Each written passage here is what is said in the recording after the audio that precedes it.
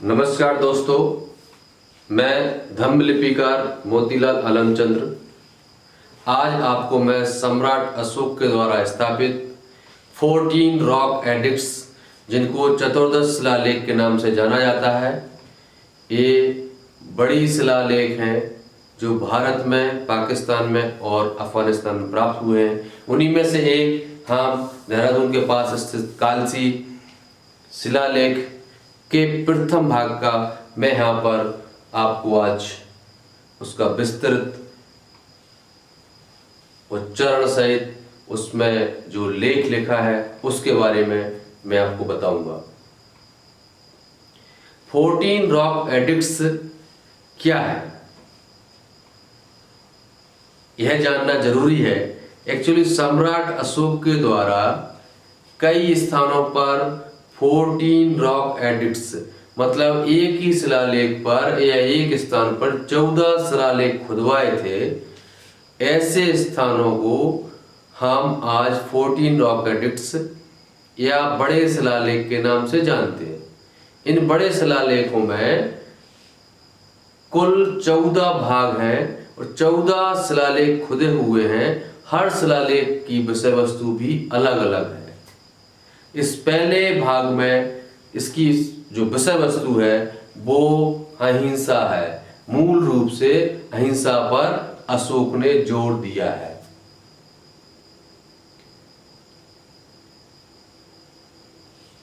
यह मैसेज, यह राजज्ञा अशोक के द्वारा आम जनता के लिए उसका पालन करने हेतु और खुद के लिए भी पालन करने हेतु यह राजज्ञा उसके द्वारा जारी की गई है।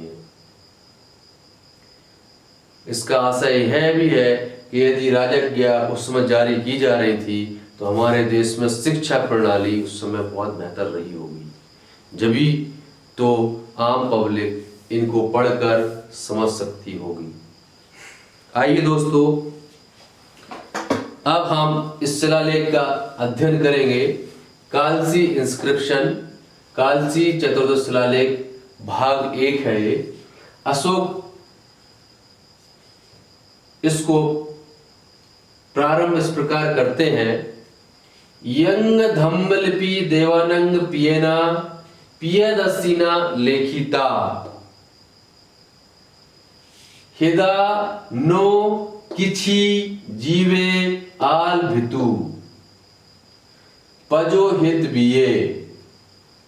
तीसरी लाइन यहां से चालू होती है। नो पीचा समाजे कट बिये भौका ही दोषा समाजसा देवानंग पिये पियदस्सी लाजा दखती अथि पी चा एकतिया समाजा साधुमता देवानंग पियसा पियदसीसा लाजिने पुले महान सती देवानंग पियसा पियादसीसा लाजिने अनुदवसंग भवनी पात सैसानी अल भीसु सूफा ठाए।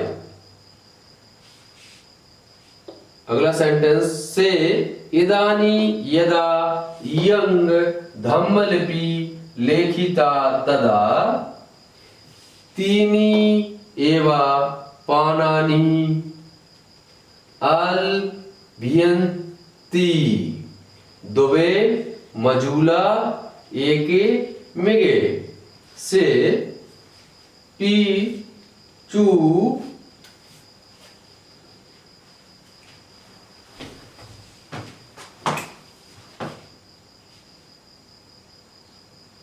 से पी चू मिगे नो ध्रुवे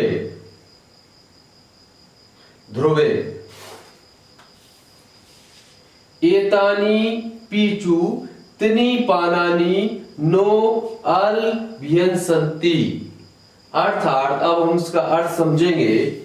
यंग मतलब ये धम्म लिपि लिपि का नाम है जो उस समय सम्राट अशोक के द्वारा इसको इजाद किया गया था। यंग धम्म लिपि देवानंग पियेना पियदस्सीना। सम्राट अशोक का पूरा नाम देवनाम प्रिय पियदस्सी है, पियदस्सी अशोक है। लिखिता, लिखिता मतलब लिखवाया। हिदा, हिदा नो किछि जीवे आल भितु। अब कोई भी जीव की हत्या नहीं की जाएगी। पजो हित बिये, और बलि नहीं दी जाएगी। नो पीचा समाजे कट पिए। तत्कालीन समय में जो विशेष त्योहार जहां बलि दी जाती थी, मनाने के लिए पब्लिक इकट्ठी होती थी, उस पे सम्राट अशोक रोक लगाने की बात कर रहे हैं। और आगे कहते हैं बहुका, बहुका ही दोषा, मतलब बहुत ही दोष है। समाज सा देवानम पिए पियदस्सी लाजा दखती।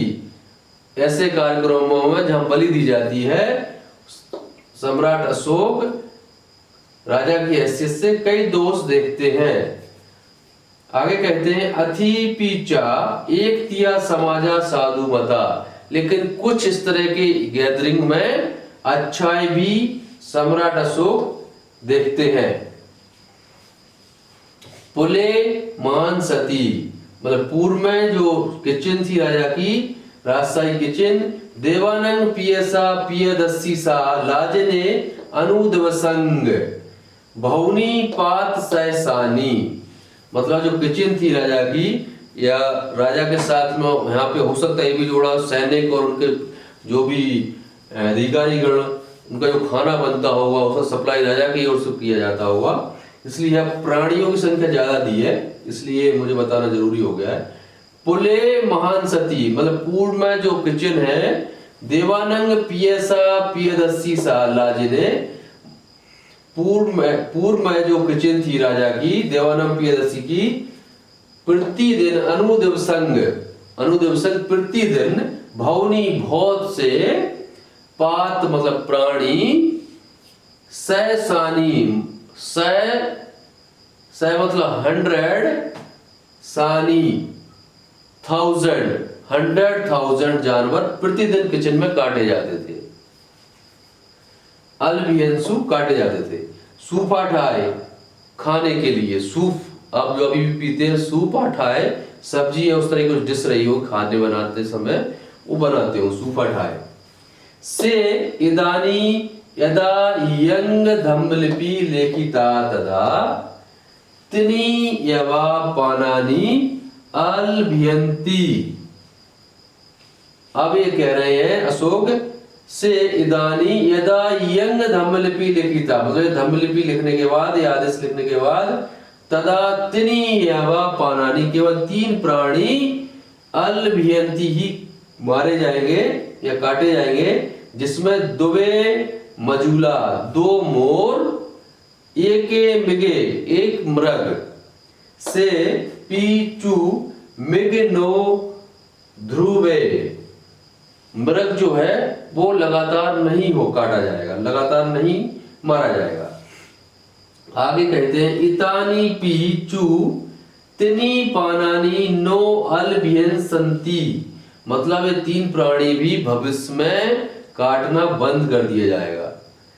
मतलब सम्राट अशोक मूलतः अहिंसा पर जोर दे रहे हैं, और जो नियम पब्लिक पे लागू करना चाहते हैं वो नियम अपने पे भी लागू कर रहे हैं, खुद की किचन पे भी लागू कर रहे हैं। मतलब हमारा भारत का लोकतंत्र कितना पुराना, कितना मजबूत, और वसुदेव कुटुंबकम का जो हमारी सोच रही है वो तत्कालीन समय से ही देखने को मिलती है।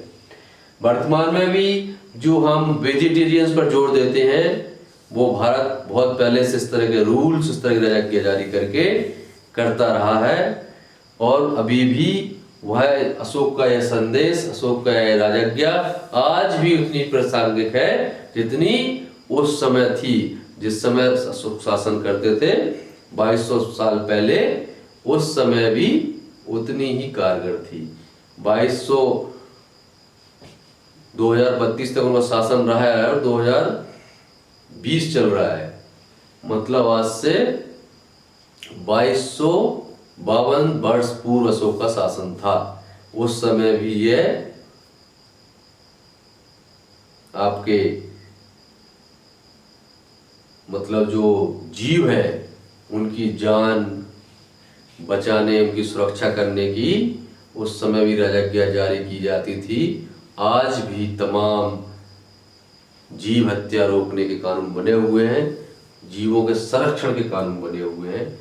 आइए हम इस धम्मलिपि को नोटबुक पर लिखें, इसके एक एक अक्षर को बार बार देखें और उनसे सीखें। अगली बार इसी कड़ी में 14 रॉक एडिक्ट के हम अगला सेकंड रॉक एडिक्ट लेंगे और उसमें अशोक क्या कहते हैं, क्या बताते हैं जनता के लिए। बहुत ही महत्वपूर्ण अभिलेख हैं और बहुत ही इंटरेस्टिंग, आपको बहुत मजा आएगा। चलिए फिर कुछ समय बाद मिलेंगे आपसे, तब तक के लिए शुक्रिया, धन्यवाद।